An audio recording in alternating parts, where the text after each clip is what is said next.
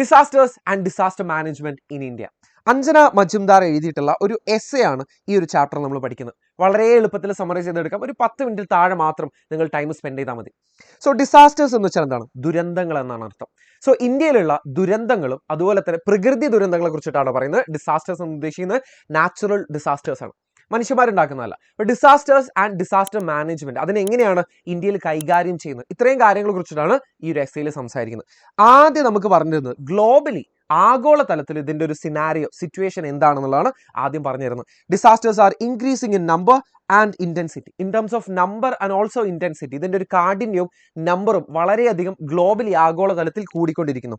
ഇതിൽ ഏറ്റവും കോമൺ ആയിട്ടുള്ളത് ഫ്ലഡ് ആണെന്ന് പറയുന്നു. നമുക്ക് ഒക്കെ പരിചയമുള്ളതാണ്. പ്രളയമാണ് ഏറ്റവും മോസ്റ്റ് കോമൺ എന്ന് പറയുന്നത്. And also the most deadliest is drought. Drought എന്ന് വെച്ചാൽ എന്താണെന്നറിയോ? വരൾച്ചയ്ക്കാണ് നമ്മൾ എന്ത് പറയാ? ഡ്രോട്ട് എന്ന് പറയുന്നത്. അപ്പോൾ ഏറ്റവും കൂടുതൽ ഡെഡ്ലിയസ്റ്റ് ആയിട്ടുള്ളത് ഡ്രോട്ട് ആണ്. ഏറ്റവും കൂടുതൽ ആളുകളെ കൊന്നൊടുക്കുന്നതും ഡ്രോട്ട് ആണ്. ഇനി Asia has the highest disaster deaths, especially India, China and Bangladesh. ഏഷ്യയിലാണ് ഏറ്റവും കൂടുതൽ നാച്ചുറൽ ഡിസാസ്റ്റർ കാരണം ഏറ്റവും കൂടുതൽ ആളുകൾ മരിക്കുന്നത്. അതിൽ തന്നെ ഇന്ത്യ, ബംഗ്ലാദേശ്, ചൈന പോലെയുള്ള ഹൈലി പോപ്പുലേറ്റഡ് ആയിട്ടുള്ള കൺട്രീസ് ആണ് ഇതിൽ ഏറ്റവും വൾണറബിൾ ആയിട്ടുള്ളത്, അല്ലെങ്കിൽ ഏറ്റവും കൂടുതൽ ആളുകൾ മരിക്കുന്നത്.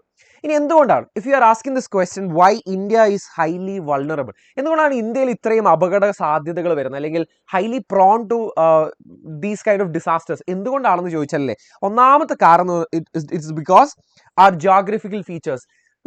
നമ്മുടെ ഒരു ജോഗ്രഫി നോക്കുകയാണെങ്കിൽ, നമ്മുടെ ഒരു ഭൂപ്രകൃതി നോക്കുകയാണെങ്കിൽ അല്ലേ, നമുക്കൊരു വലിയൊരു കോസ്റ്റ് ലൈൻ ഉണ്ട്. അതുപോലെ തന്നെ ഒരുപാട് മൗണ്ടെയിൻസും റിവേഴ്സും ഉണ്ട്. This actually makes us more vulnerable or more prone to natural disasters. ഇനി മറ്റൊരു കാരണം എന്ന് പറയുന്നത് നമ്മുടെ പോപ്പുലേഷൻ പ്രഷറാണ്.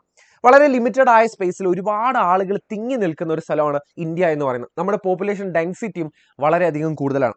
അതുകൊണ്ട് തന്നെ ഇന്ത്യയിൽ floods, earth cyclones, land slides, drought പോലെയുള്ള നാച്ചുറൽ ഡിസാസ്റ്റേഴ്സ് എപ്പോഴും വരുന്നുകൊണ്ടിരിക്കുന്നതാണ്. ഫ്ലഡ് എന്ന് വെച്ചാൽ പ്രളയം, എർത്ത് ഭൂകമ്പം, സൈക്ലോൺ കൊടുങ്കാറ്റ്, ലാൻഡ് സ്ലൈഡ് മണ്ണിടിച്ചിൽ, ഡ്രോട്ട് വരൾച്ച, നമ്മളിപ്പോൾ പഠിച്ചിട്ടേ ഉള്ളൂ. അപ്പോൾ റീജിയണൽ സൈഡിൽ നോക്കുകയാണെങ്കിൽ അല്ലേ, ഇത് അത്ര ഇമ്പോർട്ടൻ്റ് അല്ല.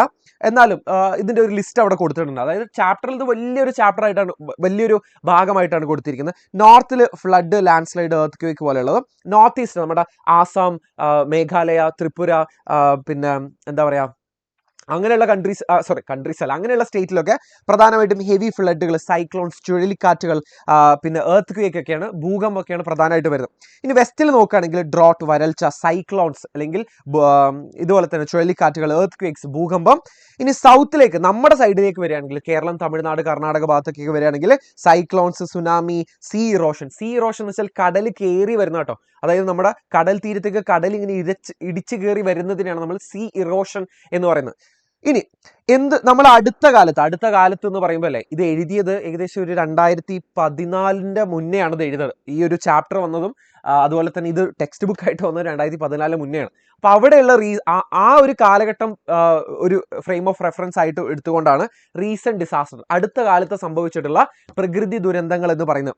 ഗുജറാത്തിൽ എർത്ത് ക്വേക്ക് ഉണ്ടായിരുന്നു 2001, സുനാമി ഉണ്ടായിരുന്നു 2004, മുംബൈ ഗുജറാത്ത് ഫ്ലഡ് 2005 നടന്നത്. ഉത്തരാഖണ്ഡ് ഫ്ലാഷ് ഫ്ലഡ്സ് എന്ന് വെച്ചാൽ എന്താ പറയുക, നമ്മൾ ഒട്ടും പ്രതീക്ഷിക്കാതെ അപ്രതീക്ഷിതമായിട്ട് വരുന്ന പ്രളയത്തിനാണ് നമ്മൾ ഫ്ലാഷ് ഫ്ലഡ് എന്ന് വിളിക്കുന്നത്. ഇനി ഫെയിലിൻ സൈക്ലോൺ ഉണ്ടായിരുന്നു 2013. ഇത്രയൊക്കെയാണ് ഇതിന്റെ ഒരു ജസ്റ്റ് ഒന്ന് പേര് ഓർത്ത് വെച്ചാൽ മതി. 1-2 നിങ്ങൾക്ക് ഓർത്ത് വെക്കാൻ പറ്റി കഴിഞ്ഞാൽ എക്സാമിന് നിങ്ങൾക്ക് എഴുതാൻ പറ്റും.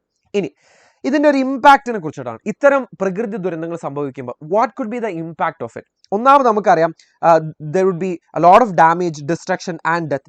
ഒരുപാട് തകർച്ച ഉണ്ടാവില്ല, നമ്മുടെ ഇൻഫ്രാസ്ട്രക്ചറിനൊക്കെ ഒരുപാട് ഡാമേജ് ഉണ്ടാവും. ആൻഡ് ഓൾസോ ഡിസ്ട്രക്ഷൻസ് ഉണ്ടാവും, ഒരുപാട് ആളുകൾ മരിക്കുകയും ചെയ്യും.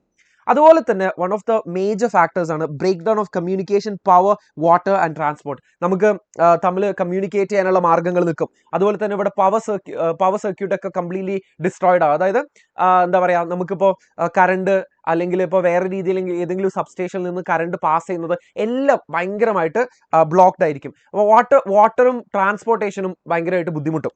അതെ, ഹോസ്പിറ്റൽ ഓവർലോഡഡ് ആവുന്നതാണ് മറ്റൊരു പ്രധാന വിഷയം എന്ന് പറയുന്നത്. അപ്പോൾ ഒരുപാട് ആളുകൾ അഡ്മിറ്റഡ് ആവും, ഒരുപാട് ആളുകൾ ഇഞ്ചേർഡ് ആവും, ഒരുപാട് ആളുകൾ മരിക്കും. അപ്പോൾ ഈ ഒരു സിറ്റുവേഷനിൽ hospitals will be completely overloaded. മറ്റൊന്നാണ് സൈക്കോളജിക്കൽ ട്രോമ. ഇത് ഇപ്പോൾ ഇതിൻ്റെ സർവൈവേഴ്സ് അല്ലെങ്കിൽ അവശേഷിക്കുന്ന ആളുകളിൽ ഉണ്ടാവുന്ന സൈക്കോളജിക്കൽ ട്രോമ. ഇപ്പോൾ നമ്മുടെ അടുത്ത കാലത്ത് വയനാട് ഇതുപോലത്തെ ഒരു പ്രകൃതി ദുരന്തം ഉണ്ടായിരുന്നു, ലാൻഡ് സ്ലൈഡ് ഉണ്ടായിരുന്നു. അപ്പം അങ്ങനെയുള്ളൊരു സിറ്റുവേഷനിൽ ബാക്കിയാവുന്നവരിൽ ഇതൊരു വലിയ സൈക്കോളജിക്കൽ മാനസികമായ ഒരു ട്രോമ ക്രിയേറ്റ് ചെയ്യുന്നുണ്ട്. പുവർ പീപ്പിൾ ആണ് ഏറ്റവും കൂടുതൽ സഫർ ചെയ്യുന്നത് നമുക്ക് ഓൾറെഡി അറിയാം. കാരണം കുറച്ചും കൂടി പ്രിവിലേജ്ഡ് ആയ ആളുകൾക്ക് ഇതിൽ നിന്ന് പെട്ടെന്ന് രക്ഷപ്പെടാനും ഇതിൽ നിന്ന് പെട്ടെന്ന് എന്താ പറയുക റീഹാബിലിറ്റേറ്റഡ് ആവാനൊക്കെ മാർഗങ്ങൾ കൂടുതലാണ്, അവർക്ക് സിറ്റുവേഷൻസ് കൂടുതലാണ്. അപ്പം ഇതിൽ നിന്ന് നമുക്ക് എങ്ങനെ നമ്മുടെ ഒരു രാജ്യത്തിനെ രക്ഷപ്പെടുത്താം, അല്ലെങ്കിൽ എന്തൊക്കെയാണ് നമ്മൾ പ്രധാനമായിട്ടും ചെയ്യേണ്ടതെന്ന് ചോദിച്ചാലല്ലേ, വി നീഡ് സേഫ് ബിൽഡിങ്സ്. നമുക്ക് കുറച്ചുകൂടി ഉറപ്പുള്ള, കുറച്ചും കൂടെ റിജിഡായ, കുറച്ചും കൂടെ ഫേംനെസ് തരുന്ന ബിൽഡിങ്സ് നമുക്ക് ആവശ്യമാണ്.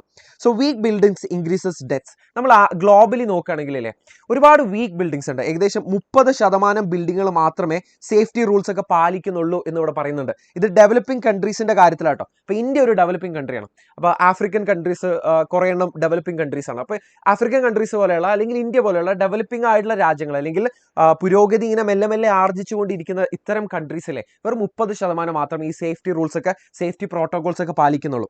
അപ്പോൾ we need to use good materials and we need to follow codes and master plans. ഇത് യഥാർത്ഥത്തിൽ എങ്ങനെയാണോ സയന്റിഫിക്കലി ഇതൊക്കെ കെട്ടിപ്പടുത്ത് ഉയർത്തേണ്ടത് അതുപോലെ അത് ഫോളോ ചെയ്ത് അതിൻ്റെ മാർഗനിർദ്ദേശങ്ങളും കോഡ്സും എന്താ പറയുക സേഫ്റ്റി മെഷേഴ്സും ഒക്കെ നമ്മൾ പാലിക്കണം എന്നാണ് ഇവിടെ പറയുന്നത്. ഇനി ഇന്ത്യയിലുള്ള ഒരു ഡിസാസ്റ്റർ മാനേജ്മെന്റിൻ്റെ ഒരു ഹൈറാർക്കിയാണ് ഇവിടെ പറയുന്നത്.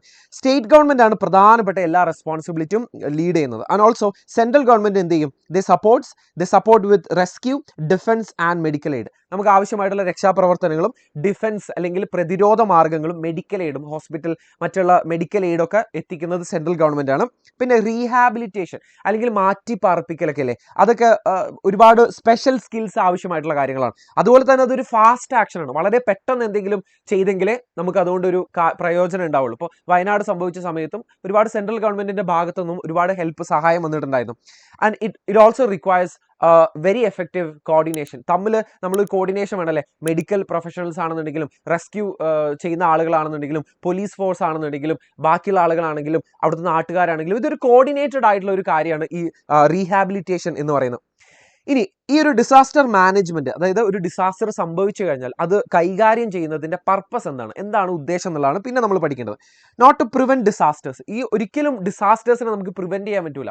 It is beyond our control. നമുക്ക് കൺട്രോൾ ചെയ്യാൻ പറ്റുന്ന, നമുക്ക് എന്തെങ്കിലും ചെയ്യാൻ പറ്റുന്നതിന്റെ അതീതമായ കാര്യങ്ങളാണ് പ്രകൃതി ദുരന്തങ്ങൾ സംഭവിക്കുന്നത്. പക്ഷേ what we can do is to reduce their impact. നമുക്ക് നമ്മുടെ ബെറ്റർ കോർഡിനേഷൻ കൊണ്ടുവന്നിട്ടും ഡിസാസ്റ്റർ മാനേജ്മെന്റ് കുറച്ചുകൂടെ എഫക്റ്റീവ് ആയിട്ടൊക്കെ നമുക്ക് എന്ത് ചെയ്യാൻ പറ്റും, നമുക്ക് ഇതിന്റെ ഒരു ഇമ്പാക്റ്റിനെ നമുക്ക് റെഡ്യൂസ് ചെയ്യാൻ പറ്റും. അല്ലെങ്കിൽ അതുകൊണ്ട് ഉണ്ടാവുന്ന ഒരു നെഗറ്റീവ് കോൺസിക്വൻസിനെ we can actually limit it. അതാണ് ഈ ഒരു ചാപ്റ്റർ കൊണ്ട് ഉദ്ദേശിക്കുന്നത്. ഇത്രയും കാര്യങ്ങളാണ് ഈ ഒരു ചാപ്റ്ററിൽ നമ്മൾ പ്രധാനമായിട്ടും പഠിക്കുന്നത്. Okay, by.